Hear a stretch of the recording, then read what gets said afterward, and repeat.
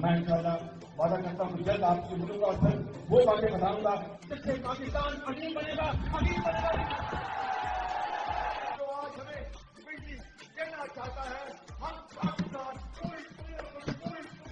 नमस्कार दोस्तों, जोश और जुनून से सराबोर पेशे खिदमत हैं पाकिस्तान के अगले प्रधानमंत्री शहबाज शरीफ।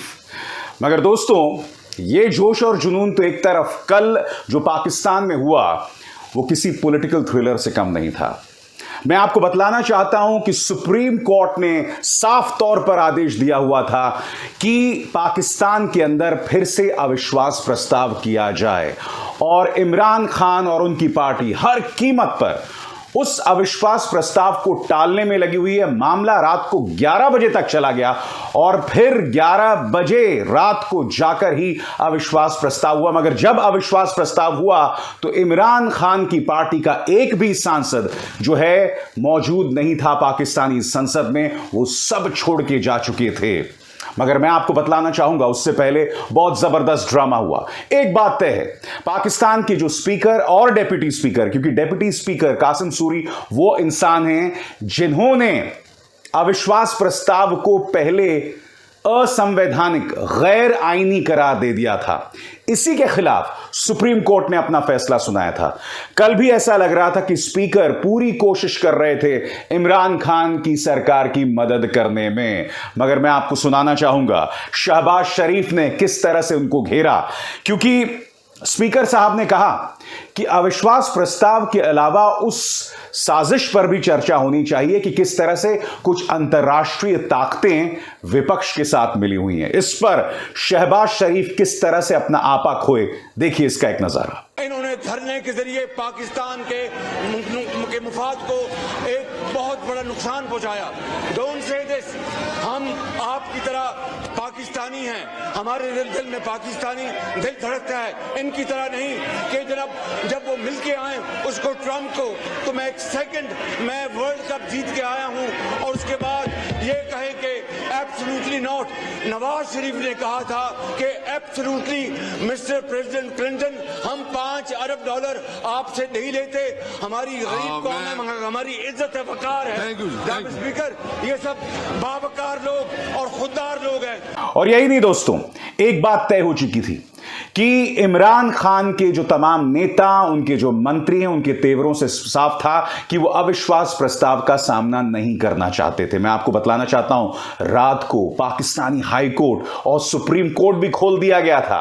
और क्यों खोल दिया गया था मैं आपको बताता हूं, क्योंकि अगर अविश्वास प्रस्ताव नहीं होता तो उसके खिलाफ सुनवाई होती। यही नहीं, मैं आपको यह भी बतला दूं, खबर यह भी आ रही है कि फोर्सेस पहुंच चुकी थी, संसद के बाहर फोर्सेस तैनात थी, सुरक्षा बल तैनात थे, क्योंकि अगर अविश्वास प्रस्ताव नहीं होता तो शायद डेप्यूटी स्पीकर और स्पीकर दोनों को अदालत की अवमानना, कंटेम्प्ट ऑफ कोर्ट के आरोप में गिरफ्तार भी किया जा सकता था। यह सब ड्रामा हो रहा था दोस्तों। सुनिए फवाद चौधरी क्या कह रहे हैं, उनके तेवर से साफ है। वो ये कह रहे थे कि पाकिस्तानी संसद से ऊपर थोड़ी ना हो सकता है supreme court. Supreme court parliament से बालातर नहीं है। अगर हम ये प्रिंसिपल आज मान लेंगे, पाकिस्तान में जमहूरियत खत्म होगी। सुप्रीम कोर्ट ने फैसला किया है कि गवर्नमेंट ने आइनशिकनी नहीं की है। सुप्रीम कोर्ट पार्लियामेंट से बालातर नहीं है। अगर हम ये प्रिंसिपल आज मान लेंगे, पाकिस्तान में जमहूरियत खत्म होगी। इस बीच इमरान खान जो हैं वो किसी भी कीमत पर अविश्वास प्रस्ताव का सामना करने को तैयार नहीं थे। मैं आपको बतलाना चाहूंगा कि वो एक रात पहले पाकिस्तान की जनता, उनकी आवाम से रूबरू हुए और उन्होंने अपने संबोधन में भारत की तारीफ तक कर डाली। उन्होंने कहा कि भारत जो है एक खुद मुख्तार देश है, एक सेल्फ कॉन्फिडेंट देश है और दुनिया की कोई भी अंतर्राष्ट्रीय ताकत उससे झुका नहीं सकती। सुनिए उन्होंने क्या कहा। लेकिन मैं आपको यह कह दूं कि वो एक बड़े खुददार कौम है, कभी किसी की जरूरत नहीं है कि वहां इस तरह की बात करें। किसी सुपर पावर की जरूरत नहीं है कि वहां ये भी तस्वर कर दें कि जनाब वो यही कह दें कि जनाब अपने फॉरेन रिलेशन में वो कहें जो हम कह रहे हैं। और मौका मिल गया वहां के विपक्ष को। मैं आपको बताना चाहूंगा कि नवाज शरीफ की पार्टी ने कहा कि अगर आपको भारत इतना पसंद है तो भारत चले जाओ। मरियम नवाज जो हैं पाकिस्तान मुस्लिम लीग नून की जो वाइस प्रेसिडेंट हैं, उन्होंने कहा कि भारत से इतनी मोहब्बत है तो भारत चले जाओ। और बात यहां नहीं रुकती दोस्तों। आखिर क्यों इमरान खान जो हैं वो भारत की तारीफ कर रहे थे? उन्होंने कहा कि वो वेस्ट के सामने नहीं झुकते, यानी पश्चिमी देशों के सामने नहीं झुकते। दरअसल इमरान खान ने जो अपना पूरा प्रोपेगेंडा चलाया हुआ था ना दोस्तों, वो अमेरिका के खिलाफ चलाया हुआ था। और वो बार बार पाकिस्तान की जनता से पूछ रहे थे कि वेस्ट जो है, पश्चिमी देश, मुझे हटाना क्यों चाहते हैं। सुनिए। तो किसने ये लाइफ सपोर्ट मशीन और ये मकरूज किया मुल्क को? ये क्या 3.5 साल में हुआ है? 3 साल से तो आप पावर में बैठे हुए हैं और आज आप कह रहे हैं कि जी क्योंकि जी हमें पर कर्जे चढ़े हुए हैं तो हमें तो गुलामी करनी पड़ेगी। मुझे ये कौम के सामने मैं रखता हूं। देखिए, मुझे तो मगरब बाकी सबसे बेहतर जानती है। अगर किसी को भी वो जानती है इस मुल्क में, वो इमरान खान को जानती है। मुझे तो 23 सालों से वो जानते हैं लोग। मेरी तो उनके पास सारी प्रोफाइल पड़ी है। तो वो क्यों ये कह रहे हैं कि जी इसको निकालना है? क्या मैंने उनके गलती की है? क्या जुर्म किया है? और मैं आपको बताता हूँ जुर्म क्या है। सबसे बड़ा जुर्म यह है कि उन्होंने सारी प्रोफाइल जब मेरी देखी, और उनको पता है पहले से कि इसने ड्रोन अटैक्स की मुखालफत की, इसने इराक वॉर की मुखालफत की, इसने अफगानिस्तान मुसलसल कहता रहा कि ये मिलिट्री सोल्यूशन नहीं है अफगानिस्तान में, या यहाँ मुज़ाकरात से बात ख़त्म होगी। इसने ड्रोन अटैक्स जब हुए यहाँ, यही जो बेगर्स एंड नॉट चूजर्स, ये और इसका भाई जब पावर में थे और आसिफ जरदारी, तो 400 ड्रोन अटैक्स जब पाकिस्तान में हुए तो किसने बोला, किसने मुजाहरे किए, किसने धरने दिए? इमरान खान ने दिए। तो उनको सब पता था। उनको ये पता है कि इमरान खान ना उसकी कोई चोरी के पैसे बाहर पड़े हैं, ना उसकी कोई जायदाद बाहर पड़ी है, ना उसके कोई बाहर बैंक अकाउंट्स हैं, यानी कि वो कंट्रोल नहीं हो सकता। तो लिहाजा ये उसका कसूर है कि क्योंकि वो हमारा पुतला नहीं बन सकता, इसलिए इसको हटाना बड़ा जरूरी है। और ये सारा कुछ जो ड्रामा हो रहा है, ये सिर्फ एक आदमी को हटाने के लिए हो रहा है। तो और इस मौके पर उन्होंने मीडिया को भी नहीं बख्शा, क्योंकि देखिए मैं आपको ये बतलाना पड़ेगा कि भारत के मुकाबले वहां का मीडिया कम से कम किसी पॉलिटिकल पार्टी के सामने झुका नहीं हुआ है।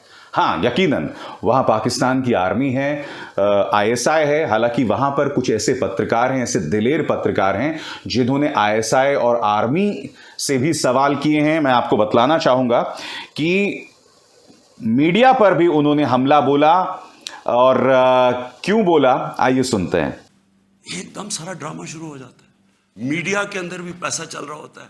मीडिया की मीडिया को भी शर्म नहीं आई कि एक लोग पार्टी के टिकट पे इलेक्ट होके दूसरी पार्टी में जा रहे हैं, सबको पता है पैसे लेके, वो भी उसकी सपोर्ट कर रहा है। बड़ा जश्न बनाया जा रहा है जी, ओहो गवर्नमेंट गिर रही है, यानी जिस तरह कोई बहुत बड़ा कारनामा हो गया ये। और फिर हमें आहिस्ता आहिस्ता चीजें पता चल रही। मगर बड़ा प्रश्न ये कि क्या पाकिस्तान अब अराजकता के एक दौर में जा सकता है? क्योंकि इमरान खान ने अपने समर्थकों से अपील भी कर डाली, वो भी पाकिस्तानी प्रधानमंत्री के पद पर रहते हुए, कि आप सड़क पर उतरो। मानो एक तरह से अपील कर रहे हैं कि अराजकता, एनार्की जो है वो पाकिस्तान की सड़कों पर फैलाई जाए। क्या कह रहे हैं इमरान, सुनिए। एक जिंदा कौम हमेशा अपने हकूक के लिए खड़ी होती है, और हमेशा आपकी सबसे बड़ी कि आपने ये गुलामी नहीं कबूल करनी। एक आज़ाद कौम की तरह आपने खड़े होना है। इय्याका नअबुदु व इय्याका नस्तईन, ला इलाहा इल्लल्लाह, कोई खुदा नहीं अल्लाह के सिवा। ये नारों पे पाकिस्तान बना था। इसके लिए कुर्बानियां दी थी लोगों ने। इसलिए कुर्बानियां नहीं दी थी कि कोई बाहर से आके इंपोर्टेड गवर्नमेंट ऊपर बैठा दे और हम चुप करके तमाशा देखते रहे। दोस्तों, आपको यह समझना पड़ेगा कि इमरान का रहना और इमरान का जाना, इसके मायने क्या हैं। सबसे बड़ी बात, इमरान पाकिस्तानी सेना के खास थे। पाकिस्तानी सेना उनको इसलिए बढ़ावा दे रहा था क्योंकि पाकिस्तान का मिडिल क्लास उन्हें बेतहाशा पसंद करता था। क्यों? क्योंकि इमरान खान जो हैं वो पाकिस्तान के हीरो, सुपर हीरो थे। इन्होंने पाकिस्तान को उनका पहला वर्ल्ड कप जिताया था। तो वो एक मौजूदगी हमेशा से पाकिस्तान की मिडिल क्लास में हमेशा रहा है इमरान खान का, और यही वजह है कि आर्मी भी उन्हें लगातार प्रमोट कर रही थी। मगर पिछले कुछ दिनों से पाकिस्तानी सेना और उनमें तनाव पैदा हो गया था। कैसे? सबसे पहली बात, पाकिस्तान के जो ISI के प्रमुख हैं मौजूदा नदीम अंजुम, इन्हें पद पर बहाल करने के, इनकी नियुक्ति, इनके अपॉइंटमेंट के खिलाफ थे इमरान खान। और यह बात वहां के पाकिस्तानी सेना प्रमुख कमर बाजवा को रास नहीं आई। और बात यहां नहीं रुकी। कमर बाजवा साहब की जो एक्सटेंशन था, उनकी जो नियुक्ति को लेकर जो एक्सटेंशन देना था, बढ़ोतरी देनी थी, उसके खिलाफ भी इमरान थे। और यह बात कमर बाजवा को नागवार गुजरी। और यही नहीं, आप देख रहे होंगे, और पाकिस्तान, मैंने आपको कार्यक्रम में भी सुनाया कि किस तरह से इमरान खान जो है अमेरिका पर हमला बोल रहे हैं, वेस्ट पर हमला बोल रहे हैं। कमर बाजवा, पाकिस्तानी सेना प्रमुख कमर बाजवा बाकायदा सामने आए और उन्होंने कहा कि हमारी अमेरिका से कोई मतभेद, कोई डिफरेंसेस नहीं है। उन्होंने इमरान खान का नाम नहीं लिया, मगर एक तरह से इमरान खान के इस बयान की उन्होंने धज्जियां उड़ाने की कोशिश की। उन्होंने स्पष्ट कर दिया कि हमारे अमेरिका से कोई मतभेद नहीं है। और जिस तरह से इमरान खान ने रशिया, अमेरिका और पूरे यूक्रेन क्राइसिस को हैंडल किया, इसकी कड़ी मजम्मत, कड़ी आलोचना जो है वो कमर बाजवा लगातार करते दिखाई दिए। तो एक बात तय है, इमरान खान हट गए हैं, मगर उन्हें पाकिस्तानी सेना का समर्थन हासिल नहीं है। शहबाज शरीफ जो कि पाकिस्तान मुस्लिम लीग नून के हैं, और उसी तरह से PPP यानी कि बिलावल भुट्टो जरदारी, इनके तेवरों से साफ है कि ये इमरान खान को बख्शने नहीं वाले। ये लगातार कहा जा रहा है कि उन्हें जेल भेजा जा सकता है, मगर हमें ये नहीं भूलना चाहिए कि अभी भी तहरीक-ए-इंसाफ को समर्थन हासिल है पाकिस्तान के अंदर। और यही नहीं, इमरान खान का, जैसे मैंने कहा ना, एक और किरदार है, वो पाकिस्तान के हीरो रहे हैं, पाकिस्तान के सबसे बड़े क्रिकेटिंग हीरो रहे हैं। उनसे बड़ा कोई क्रिकेटिंग हीरो पाकिस्तान को नहीं मिला। इसलिए एक हद तक आप इमरान खान को टारगेट कर सकते हैं, उसके बाद जो है मुश्किलात पैदा हो सकती है। मगर पाकिस्तान में बहुत दिलचस्प घटनाक्रम था दोस्तों। मैंने सोचा कल देर रात में खबर आप तक नहीं पहुंचा सका, आज मैं इसकी पूरी एनालिसिस आप तक पेश करूं। अभिसार शर्मा को दीजिए इजाजत। नमस्कार। स्वतंत्र और आजाद पत्रकारिता का समर्थन कीजिए, सच में मेरा साथी बनिए। बहुत आसान है दोस्तों, इस ज्वाइन बटन को दबाइए और आपके सामने आएंगे ये 3 विकल्प, इनमें से एक चुनिए और सच के इस सफर में मेरा साथी बनिए।